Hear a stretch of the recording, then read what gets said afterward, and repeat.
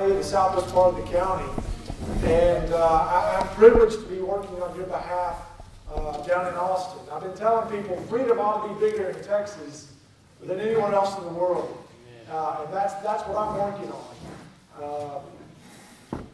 There's a bunch of new people in Austin. Half the Texas House of Representatives. There's 150 members of the Texas House of Representatives. Half of them are either freshmen or sophomores.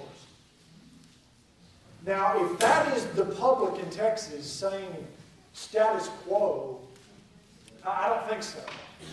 If we've had a turnover in 4 years of almost half the Texas House, I think that that means we need to do things differently. And, you know, I know that us freshmen, we've got a lot of energy. We're getting involved in a lot of things down there.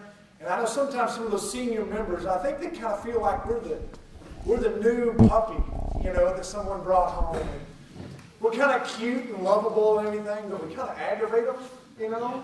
I think they think we poop on the floor or whatever we do. But we are making progress. Where are we on the budget? Okay, everybody talked for a long time about how all those guys came home after last cycle and said, we balanced the budget. It was done. Not so. We are in a 2-year budget period, right? And we've got a few months left on this budget from the previous legislature. Well, if it was a balanced budget last time, how come we just had to do a $4.84 billion supplemental bill just to pay our bill on Medicaid? It was just a matter of just paying our bills. That's not a balanced budget. Now, I understand that at some point, when you're doing a 2-year projection, you can be off a little bit, because that's a difficult thing. But they knew it going in. They knew it going in, and so we're having to play cleanup. The budget writing process is going on right now. They've had the Appropriations Committee has had subcommittee hearings where they're looking at individual parts of the budget. I'm proud to report that when it comes to things like the Major Events Trust Fund, the Emerging Technology Fund, these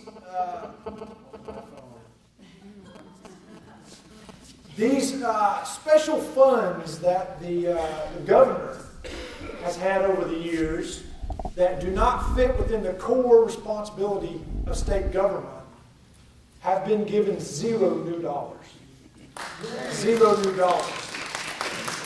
Now,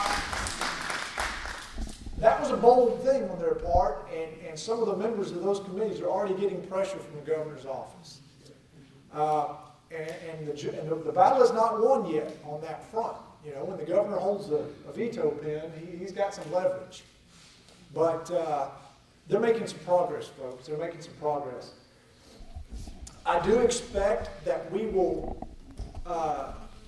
fund enrollment growth in our public schools, which I think is appropriate. You can look at, we've got a ton of people coming into the state every year. It is a responsibility it's a core responsibility of state government. And so I do expect that they will fund enrollment growth. Whether or not there will be any kind of a full restoration of the cuts from previous budget cycle in education, I don't know. I don't know that the money is there to do that. The big problems out there for funding are on transportation and water and how you fill the gaps.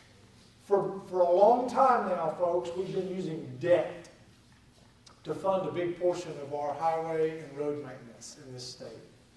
And the debt that we have, the debt availability to fund the roads is running out.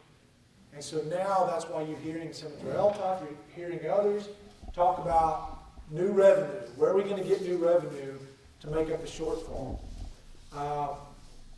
I, for one, am acknowledging that there's a problem. But my first instinct is to look at existing tax revenue and how we're using our money now before I enter into any kind of discussion about new tax revenue.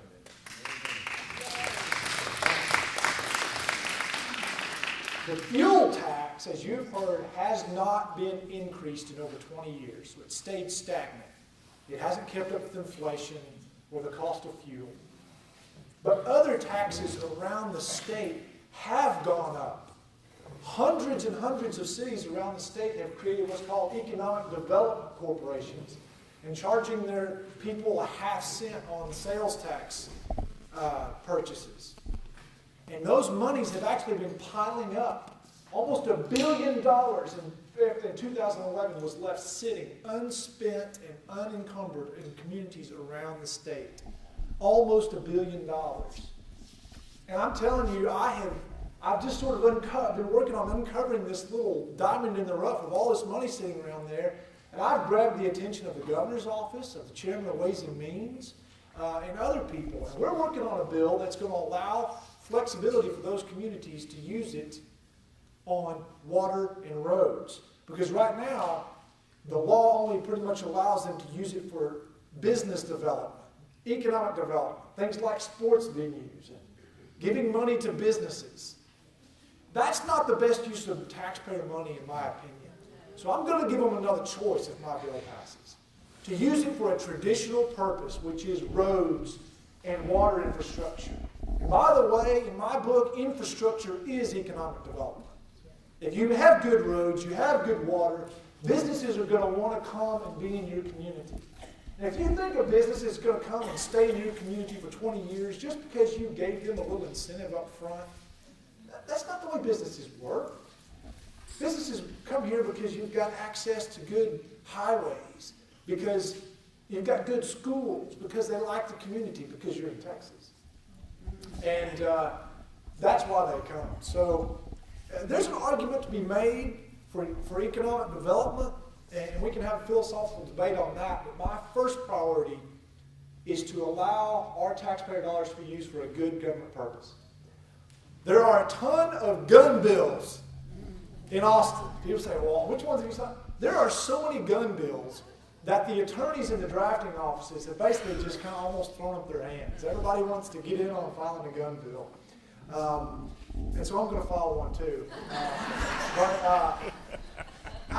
I've got some buddies that are doing some really good work on it. One of mine is a freshman. And let me tell you, the freshmen are filing bills that are interesting. He is a constitutional attorney from Arlington. And his name is Matt Krause. He's a dear friend of mine. And he's filed a bill that basically says this.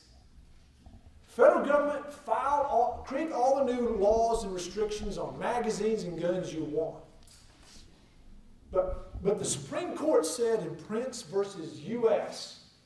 in 1997 that the federal government cannot force the states to use your law enforcement people to implement a federal law. So feds, you want to create a law, fine. We don't want you to, but if you do it, guess what? You're on your own. We're not going to be able to use our law enforcement. You're not going to be able to use our jails, our police officers, our DPS. You're on your own. So and they don't have the resources. Do you think for a second the federal government has the resources on the ground to confiscate 30-round mags in all the homes around Texas? They don't. They don't. And I've got friends in the military. I've got friends that are FBI agents. And they don't want to do that. And they're not going to do that. But this bill very clearly says it would be against the law for a police officer in Tyler, Texas, to enforce a federal gun ban. Because the Supreme Court has already ruled, feds, if you make a law, you can't deputize all of the law enforcement people in Texas to enforce your bad bill. And I'm very proud of that. And there's going to be, I do believe we're going to have some meaningful pushback against the feds on this issue this session. Yeah, so that is good news. There's a major education reform bill that's pushing through the House that's going to de-emphasize some of the pressure we're putting on standardized tests. Going to give some more flexibility to our local schools. And it's going to sort of open it up more to a more customizable degree plan. so that career in technology can be reemphasized. I'm carrying a bill that's going to cut the red tape on how we hire our career and technology teachers in our schools. Right now, if you're a retired engineer that wants to come teach auto shop to some 15-year-old knuckleheads who aren't behaving in class, and you want to get them inspired to learn something different, I call that applied physics, by the way. Well, if you walk up to the superintendent, he's got to go through all these state laws. He's going to take you a year to 2 years, $3,500 to $5,500 to go get a permission slip from Austin. And oh, by the way, the bureaucrats in Austin may just disapprove it. In fact, we pulled data and found that over the last 2 years, they've been kicking back over 25% of these teachers that the schools have been trying to hire. The superintendent actually signs affirming under oath that this person is qualified. And a bureaucrat in Austin has been saying, no, we don't think so. So my bill says, superintendent, you decide. You decide whether the person's qualified. And if we want subject matter experts from our community to come into our high schools to teach young people how to work and have a career, we can do that, stay out of our business. And let me tell you, I've been working every member of the Public Education Committee, and I've had 2 senior members sign on as joint authors. The first one's a Democrat, and the second one's John Davis, and so I'm very hopeful that we're not only going to get a hearing, but we've got good support. Dallas Independent School District saw the bill, came in, and said, we love it. And they swing a pretty big stick down there. There's a lot of members in the House that have students in Dallas ISD. So we've got some good support. Our local superintendents are supporting it, and I'm hopeful it's going to pass. The very first bill I filed, I'll get to you in just a second, Dr. King. The very first bill I filed as a member of the legislature was something that I think is near and dear to me and ought to be to every one of you. And that is to continue to tell the story of the losses, of the lost lives that we have in this state to abortion. We have a state demographer in Texas. His job is to analyze the socioeconomic impact of the people in Texas. And I sat through all these briefings. His reports go to the schools. They go to TxDOT. They go all over the state. And I'm sitting there thinking, we're killing all these children. And nobody's telling the story from the state government perspective. And so we filed a bill that's going to require the state demographer to do a report each year on the socioeconomic impact to our state economy from the lives that are lost. There's only 2 ways an economy grows. Dr. Kane, tell me if I'm wrong. Increased productivity or an increase in the number of working age adults. That's the only 2 ways an economy can. He's nodding his head yes, so I'm on to that's the only 2 ways. If you are decreasing the number of working age adults by aborting babies, that hits our pocketbooks. That hits the state's pocketbook. We need to tell that story. And I'm hoping that bill will pass. Taking some questions now. This is supposed to be a town hall, and I've talked for 15 minutes. So I have a microphone if you need it. All right, Dr. Kane. Now back to the engineer that wanted to be the shop teacher. I understand that example. What about the example of the retired Exxon chemist who wants to teach chemistry? Would he be able to do so solely on the basis of the approval of the superintendent? Well, we have limited, for the sake of practicality, we've had to limit our bill to career and technology teachers because this is an initial step. If you go after all the classroom teachers, you probably can't get it done right now because the unions will probably kill it right off the bat. So I wanted to make some progress. Now, the devil's in the details. If the superintendent can argue that this chemist is teaching a career and technology class, then I would say yes. But better to ask forgiveness than permission, right? So, sometimes. Yes, ma'am. Are you familiar with House Bill 760? The one that will put the CISO curriculum under, put it back under the State Board of Education? Yes, ma'am, I'm somewhat familiar. Is that Steve Toth's bill? Yes, sir. Okay, Steve Toth's also a good friend of mine, and C-Scope has gotten a pretty thorough examination by the Senate Education Committee. Here's my thing about C-Scope.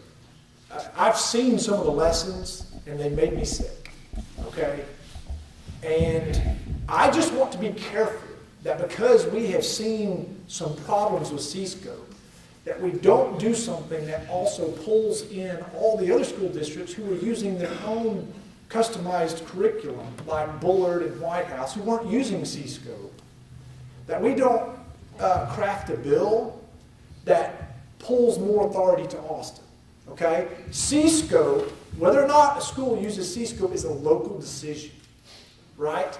And so I want to be careful as a legislator in Austin to say, I don't want to have a bad reaction to something and say, oh, because that was bad, I'm pulling more authority down to Austin. Okay? So I want the problem to be solved and addressed at the local level. So I know where Steve Toth is going with that, and I've got to look more carefully at the bill to see what it does. I do want there to be more scrutiny on C-Scope. But at the same time, I don't want to take all the other schools and all of a sudden have all their curriculum be brought into some more authority in Austin, which we may not need. So that's a long-winded answer to a simple question, but we are giving you a lot of scrutiny. I heard a state board of education member call C-Scope Enron, and I'm just wondering if it's going to take you some years before you find out what C-Scope really is. Well, I think in other words, it's not a curriculum, it's not a plan, it's not a template, it's none of the above. And what is it? Nobody knows. And so I think it's exactly Enron. And a person who's used it for 6 years says it's Enron. And I don't think the State Board of Education is wrong, and I don't think you guys are going to get a hold of it anytime soon, just from a few hours of meetings. Thank you. Okay. Duly noted. Thank you. Go ahead. On C-Scope, if you put it under the State Board of Education, you're going to have to give TEA several staff members that work under TEA to really get down in depth as to what's there. But the textbook adoptions for the last 4 or 5 years have a scope and sequence that corresponds with the testing. Now, there's a bunch of liberal lobbyists in Austin trying to do away with the testing and say go back to the Iowa test of basic skills or the SRA exam and all. That's fine maybe for seniors for college entrance, but we need the testing, but we do not need 45 days of testing out of every school year. Get down to the end of course testing, get relevant, make the test relevant to the textbooks and the learning goals that have been approved and adopted by the State Board of Education. And I hope you'll support any legislation that does that and examine all of it to make sure that you're not getting a lot of the liberal, anti-American, anti-Christian bias into the public schools. You know, when people talk to me about C-Scope, we heard some of these horror stories. I thought some of this stuff is too fantastic to be true. And Steve Toth brought me one of the lessons, and there they were. It was a lesson about, you know, how colors and symbols on a flag can have meaning, and then had the children role play creating a flag for a communist country. And he said it was on my desk. I just thought, the fact that we even hire people in the state of Texas to any position in government that don't have the good sense to know that that's wrong really bothers me. And This is, again, why we need more local control. Because when stuff goes bad out of Austin, it takes years to unwind it. If something goes bad in Tyler, we got a chance to grab the guy at the grocery store and say, straighten up.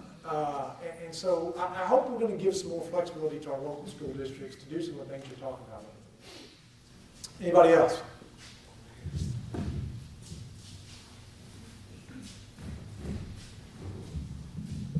I think there are 700 schools in the state of Texas that are using Cisco. How many? 850, okay. But that's a lot, and it's not good. It's not good at all.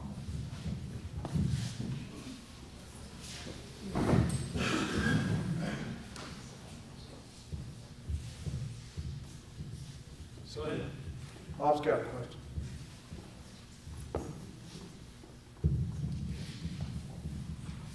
Joanne has talked to us about all the duplication. What can the legislature do to reduce the size of the state government by reducing all of the duplication? Well, that's a seemingly simple answer, but a complex problem set. The first, and this is going to sound so simple that you're going to think, Schaefer, that doesn't even make sense. But the first step is to stop creating new programs. Okay? And you would not believe the number of people that come through my office asking for more regulation and more money. And every time it's in the name of doing something good. And I filed bills to do away with, all the barber and cosmetology licenses, the interior design licenses. We filed an efficiency bill that takes some pressure off the businesses that do the rental purchase agreements. There are a number of bills that are going to go in front of the Government Efficiency and Reform Committee that get to this. But it's almost as if every time we take a step forward on that, here comes a flood of bills behind it. Constantly more regulations on business. And sometimes I get really frustrated about this issue because you want to go down there and say, okay, this is going to be like shooting fish in a barrel, and you want to go on offense. But very quickly you find what you're doing is you're playing defense the whole time. And it's even from your colleagues that are Republicans. And it's frustrating because there's just this general feeling that if it's good for business, it's good for Texas. Well, usually what it is it's good for a certain business who's already up and running, and they want a few more regulations that keeps the competitor out. And that's the problem. And they have powerful lobbyists. For instance, beer and wine have been around this earth for thousands of years, right? But you would not believe the regulations that are in place to protect certain distributors of beer and wine. So that the guy who just wants to have a craft brewery over here and sell something, restaurants that sell it, they're told by law who they can buy it from. They can only buy it from certain places. It's everywhere. It's in the insurance code. There's lack of competition. Has anybody ever heard of title insurance? I am filing a bill to allow price competition for title insurance. Did you know the state of Texas completely fixes the price of title insurance for your homes?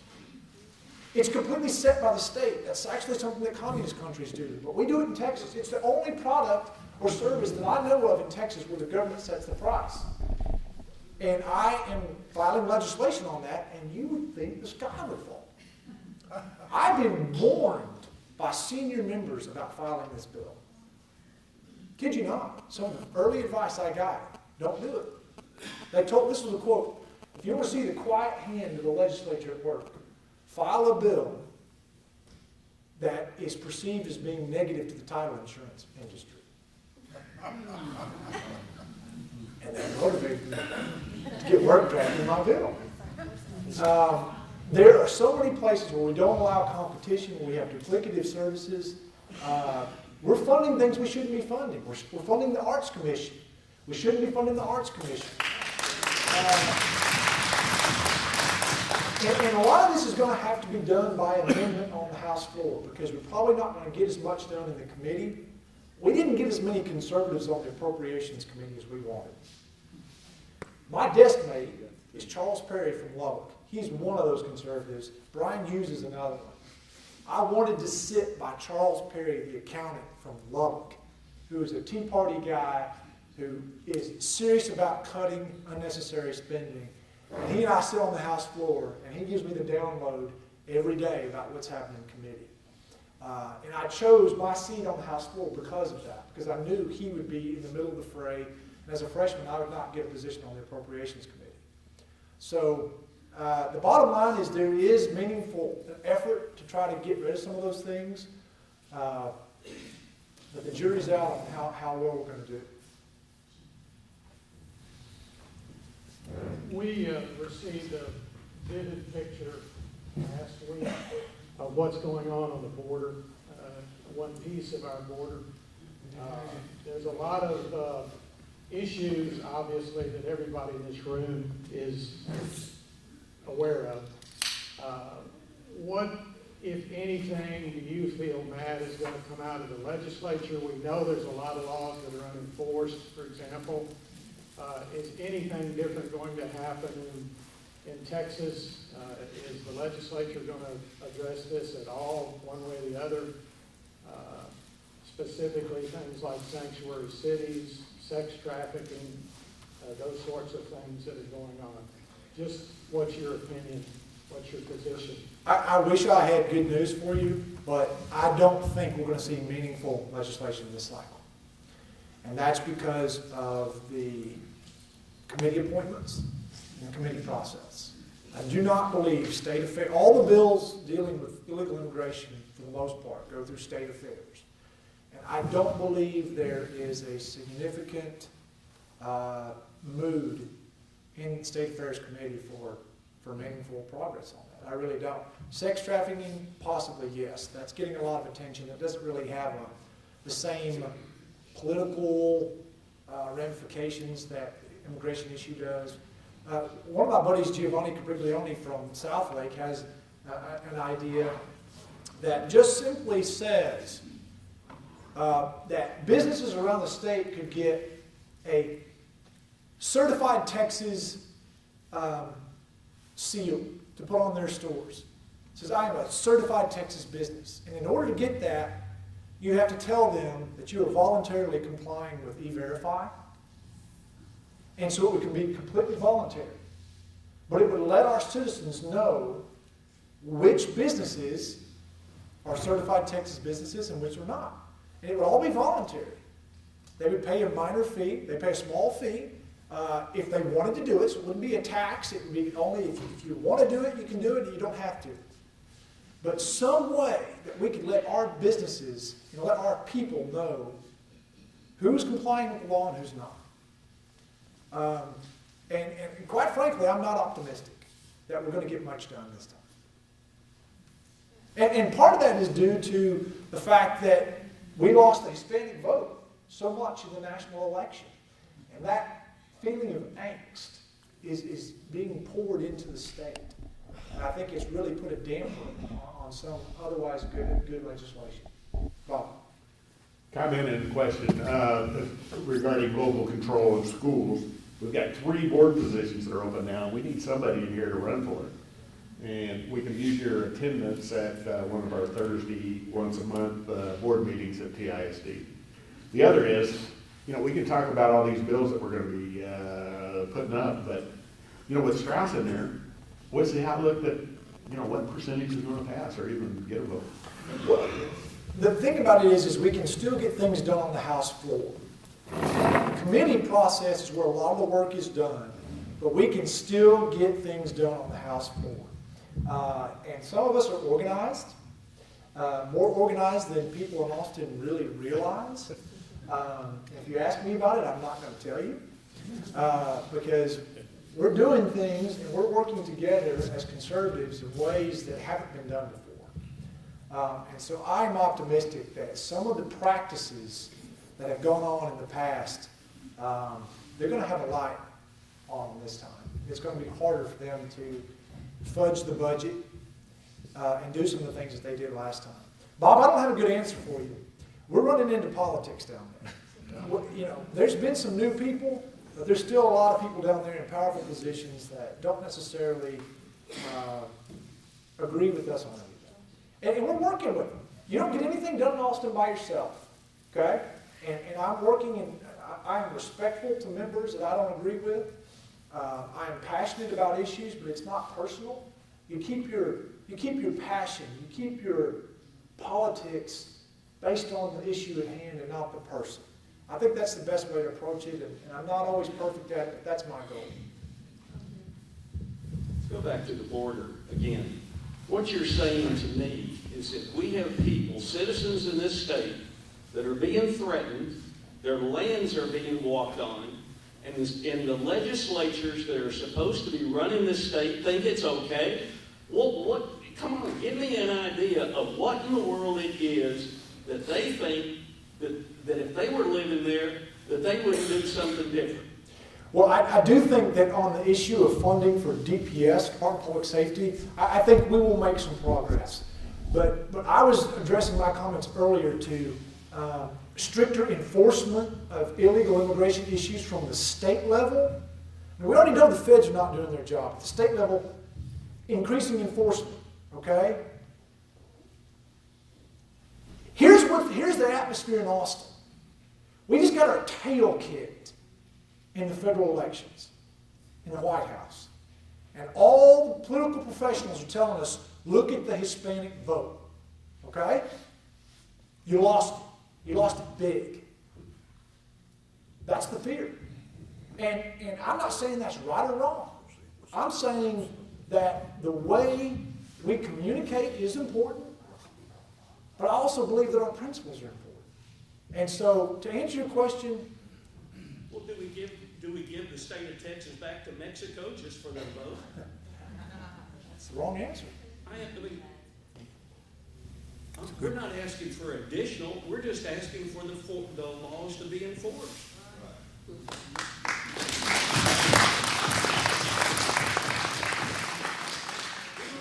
I agree with you. I agree with you 100%. But the idea that we're going to have significant legislation at the state level passed this time, I'm not optimistic. I'm just not. And I'm telling you like I see it. You know, I don't want me to tell you otherwise. Chief. You said, you're talking about it's just politics and it's nothing personal. It's personal with me. What they do, the Republican Party, to try to kill the Tea Party, because then we wouldn't have what we have today if we wouldn't let the Tea Party. You don't kill people that are willing to work for change. Well, I got to brag on Joanne Fleming a minute, because a few weeks ago she was down and we had a Tea Party caucus meeting. And we held the meeting. And you know there were some people in that room that may not agree with her on a lot of stuff, but really wanted to be there because they wanted to have the Tea Party like them. But let me tell you, there were almost 30 Republican House members, and there were 4 or 5 state senators there listening to Joanne. And that's progress. Okay? She had a room full of them, and they were listening. And they showed up to listen to her. So, good on her for doing that. We're going to keep that up. I don't know what to tell you. You know, this is politics. It's a rough sport. It's a contact sport. And the Tea Party has got to continue that idea. Because guess what? If you want to try to keep spending our money like crazy, see how that works out, okay? We can always just, why don't you try it our way for a change? We've been doing it your way for years, and it's not working. And so, Chief, I agree with you. And I'm not afraid to stand up next to Tea Party people. I mean, People that actually care to read the Constitution. How can you turn your back on those people? I don't understand. I'm a retired teacher, 7 years, and elementary principal, 27 years. And this fad that we're going through now with the instructional programs is a fad. There's no one in the industry or anything else who likes to get off on tangents any more than public schools do. We chase these rabbits like we're doing now with our curriculum. And while I was principal, we had one called Ethno-Read program that was forced on almost all elementary schools. And it was a superficial kind of program, made a lot of noise, there was a lot of confusion. It was much easier to teach because the teachers didn't have to do much. There were fewer papers to follow up on, and kids didn't learn. Now they've gone into this new program that we're discussing here, and here's a problem that bothers me. These kids come through elementary school, into middle school, and then into high school, and they're given a diploma. You cannot tell by that diploma whether they were the valedictorian or the class clown who flunked everything. There's no way to know. I would suggest that at least the state suggest and make it optional for the local districts, and I can name a few who would not do it. But rather than give a diploma to everyone, give those who make the qualifying C, B, or A grade a diploma. Those who do not get that, and we're pushing them on out, giving them a diploma because we have no place for them. Give them a certificate of attendance, not a diploma.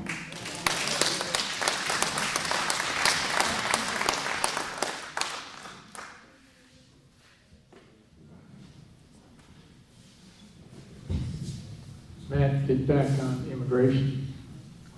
Just a message for Austin. The number one issue on every poll in Texas is illegal immigration. It's not because they want amnesty. What they don't realize down there is they think that the Tea Party people and other people that believe like this will always vote Republican. They won't. I know for one fact, I will never, ever again vote for somebody that will not handle immigration. To me, we're giving our country away.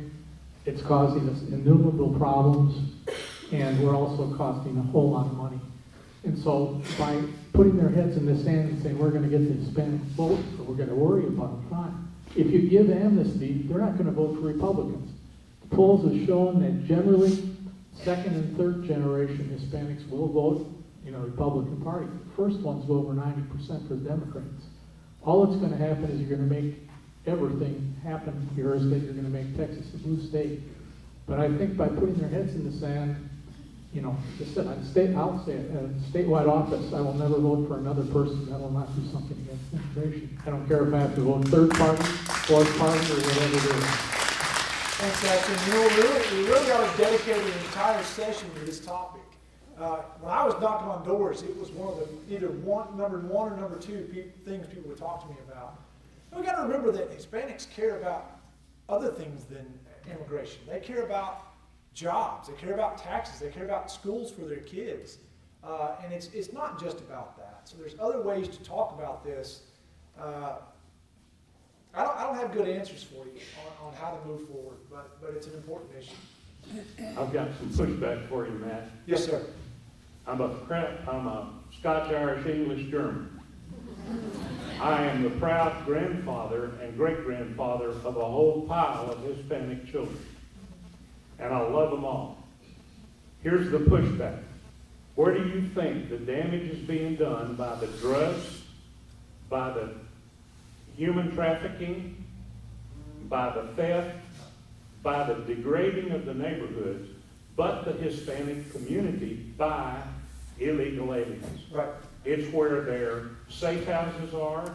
It's where the damage is being done, and you think you don't have the support of the Hispanic community. We had 3 speakers in here representing 3 different groups, the Hispanic community people who wanted this immigration problem solved because they are the victims. You've got to push back, man. I agree with everything you just said. And when I talk to the Hispanic House members from the Valley, they say we want our border secure. They're the first ones to tell you that we live down there. We don't want the drug cartels running our neighborhoods. So I get that. Here's the problem we have. That sometimes it's in the way the message is sent. If you told me you were going to deport my grandmother, it doesn't matter. Forget the law. Just come down to the human level for 1 second. How does the message that you're going to deport my grandmother play with anybody? Okay? Now, I'm not telling you I have a solution to that. But I'm telling you, we got to be realistic about how we talk about this. Because if we're not, we're just going to continue to lose the debate. So we're going to have to find a way to deal with this issue and uphold our principles and uphold the rule of law. And that's a difficult nut to crack. It really is. Yes, ma'am. I read recently on the Blaze about the Supplemental Nutrition Assistance Program, the Lone Star cards. And according to the Texas Health and Human Services report recently, in Hidalgo County, 238,000 people have these cards to the tune of $28 million per month in this county alone. Is there any possibility that the state could do an audit and figure out who has these cards and why they're allowed to accumulate thousands and thousands of dollars on these cards? Yes, there is, and there's some legislation that's been filed on that. Here's the problem you run into. It becomes an economic problem. It takes money to hire investigators to go out there. So where's the money come from? The investigators. It takes money to implement a drug testing program. Where's the money come from? But I for one, believe that there's more than money involved here. There's a principle involved here. And sometimes it may be wise to spend some money to just stop letting people take advantage of the system.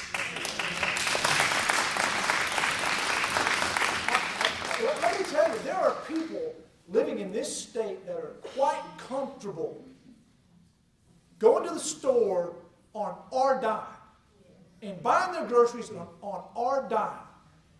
You read Proverbs, it says, hunger motivates the worker. I'm going to make the argument that we don't have enough hunger in this state. In some instances, I'm not talking about letting kids starve, but adults that don't know what it means to be hungry, so that God-given instinct to go to work kicks in, and they get off the couch and go find a job.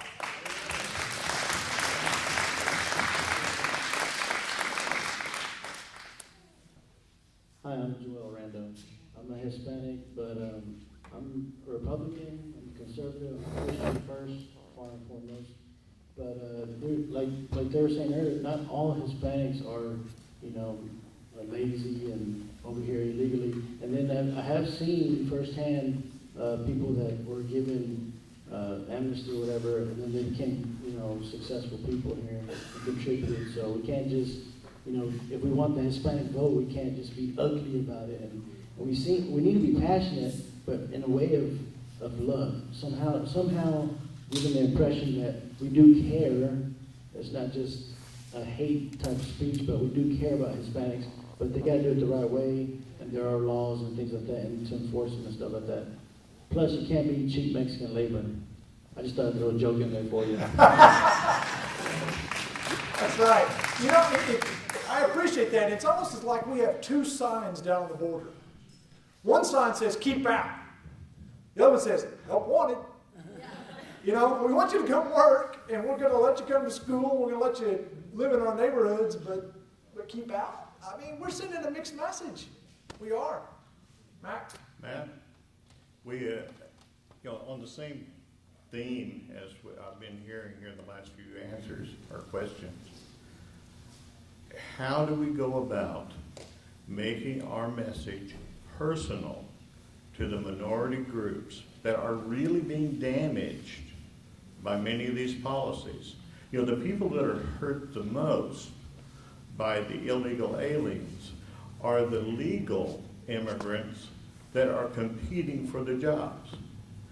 And it's the minorities in the black community that are looking for that initial job when they're being undercut by cheap illegal labor.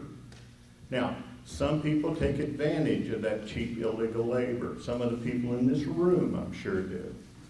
Personally, I've got to where I ask the person a couple of questions. Are you an American citizen? And two, do you have a green card? And if they give me the wrong answer to either one of those things, they don't get to mow my yard. They don't get to do anything around my piece of property.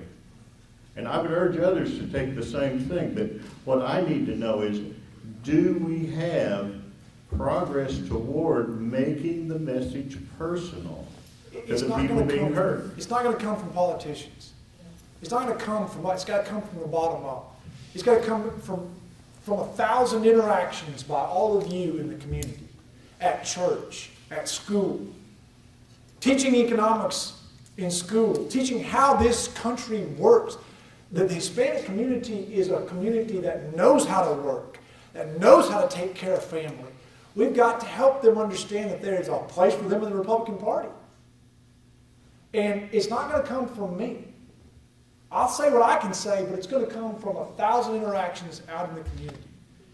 I don't have a good answer for it, Matt, but it's not going to come from just some superstar politician that all of a sudden wows everybody. I don't think that's it. It's got to come from the schools. What are we teaching in the schools? Are we teaching the value of work and taxes? What are we doing in the churches?